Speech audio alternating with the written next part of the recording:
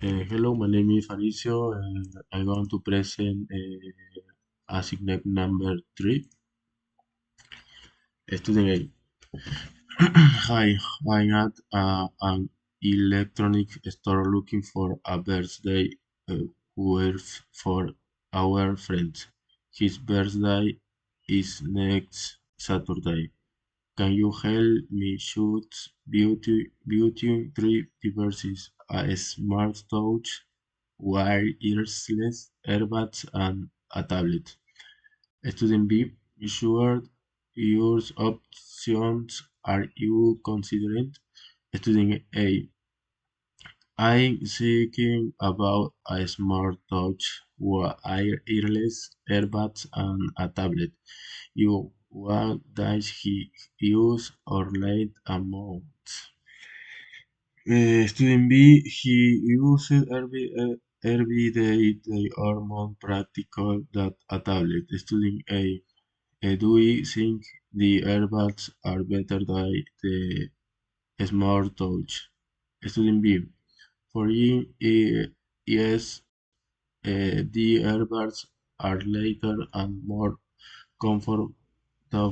The smart touch is useful, but he orderly yes one. Student A, I see. What about the tablet? Student B, the tablet shares the biggest screen and it is great for watching videos, but it is the most expensive option. Student A, so what do you think is the best choice? Student B, I think the wireless earbuds are the best choice.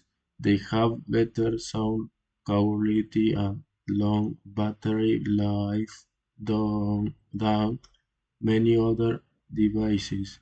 Student A, perfect. Do you have any recommendations before I buy them? Student B, uh, yes, use a model use noise cancellation. Also, the don't buy very cheap earbuds because they usually have poor sound quality. Student A, thank you for your help. I buy the wireless earbuds. Student B, you welcome me.